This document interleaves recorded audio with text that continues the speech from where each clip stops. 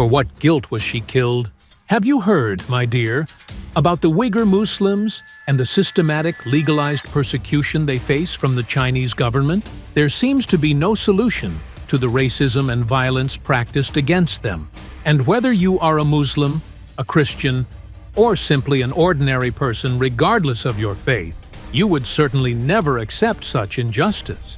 This is exactly how I felt when I learned what is happening to that Muslim minority in China. My blood boiled, and I decided to share with you, my dear, the events that did not begin today, so that you can clearly understand what is truly going on.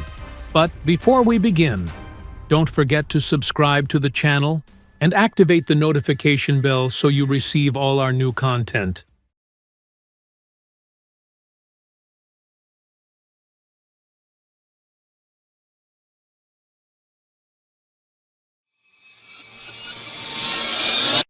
The Uyghurs are Muslims whose ethnic origins trace back to Turkic peoples, and they consider themselves closer, ethnically and culturally, to the peoples of Central Asia. Their population in China reaches about 11 million, and they currently make up around 45% of the inhabitants of the Xinjiang region, while the Han Chinese represent roughly 40%.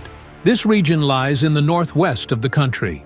It is the largest region in China and is supposedly granted autonomous rule, much like Tibet, only in theory, as nothing of that sort truly exists on the ground. The region borders India, Afghanistan, and Mongolia. For centuries, the economy of the area depended on agriculture and trade, with cities like Kashgar serving as key centers along the famous Silk Road. In the early 20th century, the Uyghurs declared their independence for a short period, but the region fell under communist Chinese control in 1949. Since then, a large number of Han people have moved into the region, while the Uyghurs fear the disappearance of their own culture.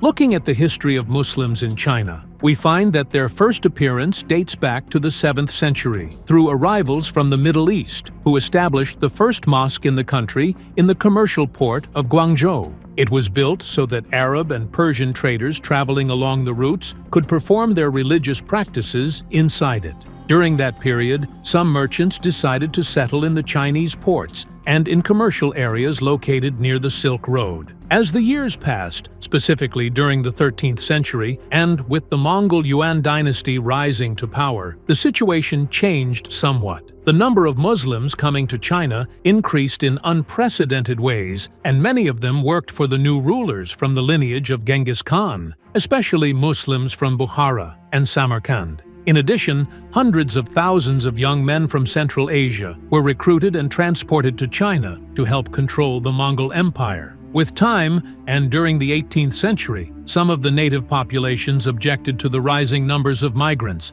particularly the Muslim ones. The country witnessed several revolts and rebellious campaigns against them, but these movements were suppressed, and Muslims lived for centuries in relative peace with the different groups of the Chinese people. When the People's Republic of China was established, anthropologists, guided by political directives, set out to divide the population into 56 groups based on ethnic categories, including religious, historical, geographic, and linguistic factors. Among these were 10 groups classified as Muslim minorities: the Uyghurs, Dongxiang, Hui, Kazakhs, Salar, Bonan, Uzbeks, Kyrgyz, Tatars, and Tajiks.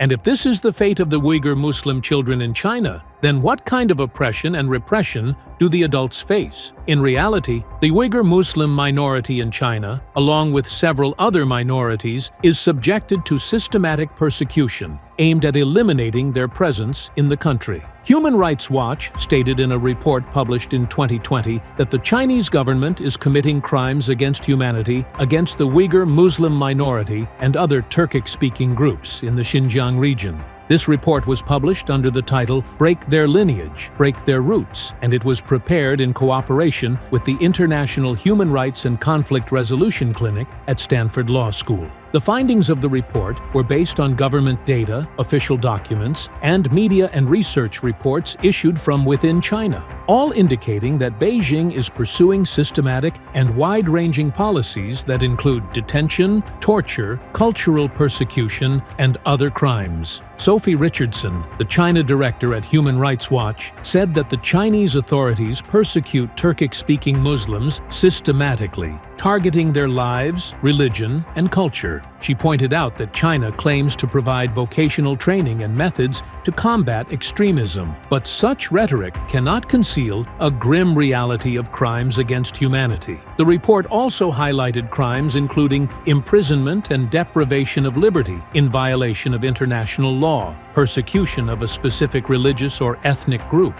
enforced disappearance, torture, killing, and other inhumane acts carried out intentionally, causing severe physical and psychological suffering. It also documented forced labor and sexual violence, urging the United Nations Human Rights Council to establish a commission to investigate these crimes. The report stressed that this investigative commission must have a clear mandate to uncover facts, identify perpetrators, and propose mechanisms for accountability. It should consist of prominent experts in international human rights law, crimes against humanity, minority rights, and issues related to sexual violence. Some Western countries imposed coordinated sanctions on Chinese officials believed to be responsible for human rights violations in Xinjiang. China responded by imposing sanctions on several individuals and entities in those same Western nations. Chinese authorities relied on mass arbitrary detention. According to Human Rights Watch, nearly 1 million people were detained in facilities estimated to number between 300 and 400 centers across Xinjiang since 2017, while the region's courts issued harsh prison sentences without following proper legal procedures. The report confirmed that, according to official statistics, arrests in Xinjiang accounted for nearly 21% of all arrests in China during 2017, despite the fact that Xinjiang's population represents only about 1.5% of the country's total population. It also stated that local authorities in Xinjiang used various methods to damage or destroy at least 2/3 of the mosques across the region. The authorities also established a massive surveillance network, collecting DNA samples, fingerprints, iris scans, and blood types from Xinjiang residents aged between 12 and 65.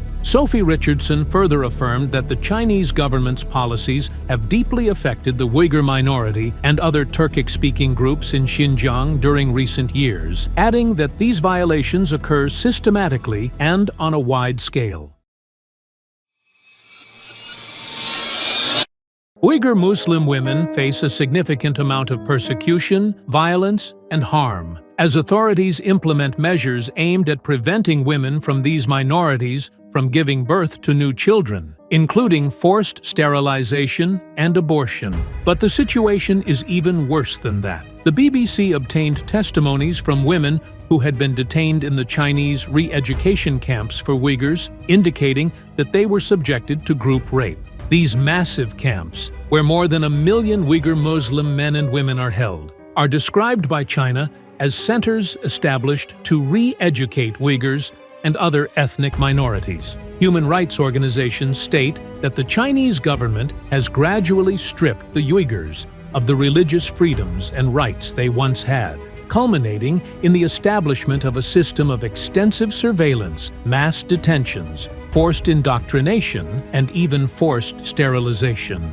Some women have spoken about what they experienced during their time in these camps. Tursunai, who fled the Xinjiang region after she was released and later sought refuge in the United States, said that women were forced to leave their cells throughout the night and were raped by masked Chinese men, whether by one man or several. Tursunai said she herself was tortured and raped by groups of men 3 different times. She now lives in Kazakhstan, terrified that she could be sent back to China, before eventually moving to a safer location in the United States. Alongside Tursunai, many other women recount stories of physical abuse and brutal rape that they endured inside those camps.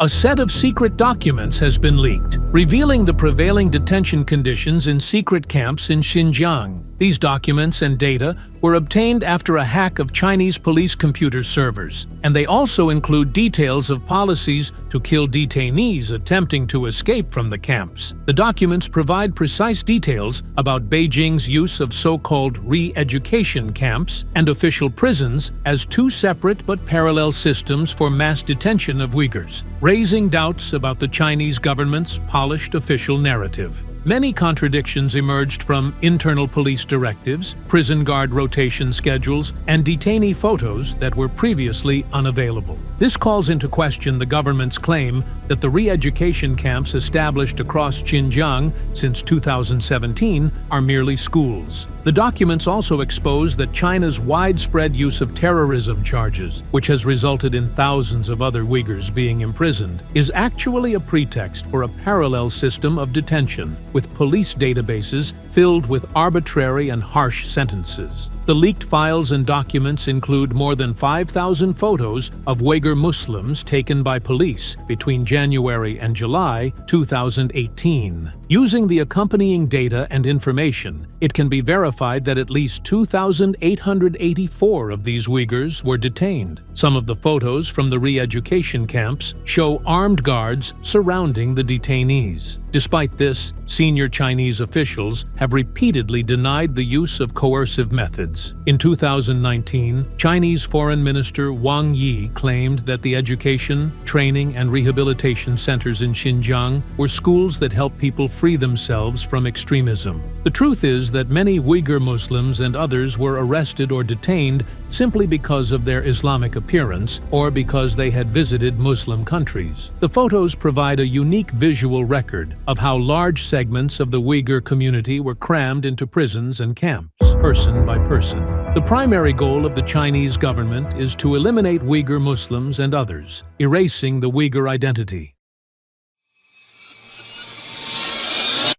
Experts say that the growing body of evidence against China allows the international community to take action regarding human rights violations in Xinjiang. In this context, Una Diamond, legal advisor at the Raoul Wallenberg Center for Human Rights, emphasizes that it is crucial for countries to call on the United Nations to establish an investigative commission not only for crimes against humanity, but also for genocide. Human rights activists argue that it is essential for the United Nations High Commissioner for Human Rights to place the Xinjiang human rights issue on the Commission's agenda. Sophie Richardson points out that the UN Commissioner should find ways to advance this process, whether through a UN resolution or other mechanisms such as holding an urgent debate. She also adds that it is important to remember that other options are available to governments outside UN systems. Recommendations exist regarding specific advantages for federal and local prosecutors, starting with evidence collection, and there is also the possibility of filing international lawsuits. Una Diamond stresses that governments and independent experts have a responsibility to confront China. He adds that there is a real consensus among international law experts that crimes against humanity and genocide are being committed in Xinjiang.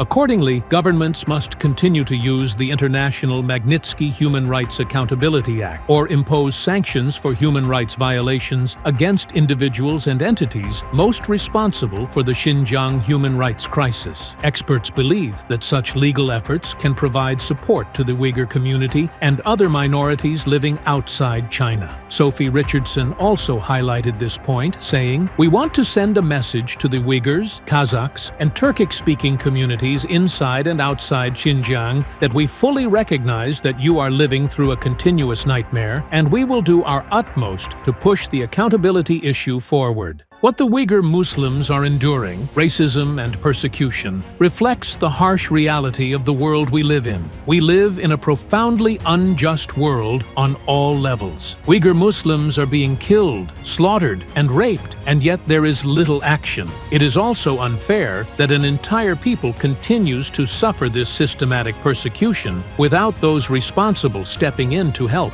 We pray that God will support them and their families who are subjected to the power of injustice. This brings us to the end of our episode. Don't forget to like the video and subscribe to the channel. See you next time in a new documentary.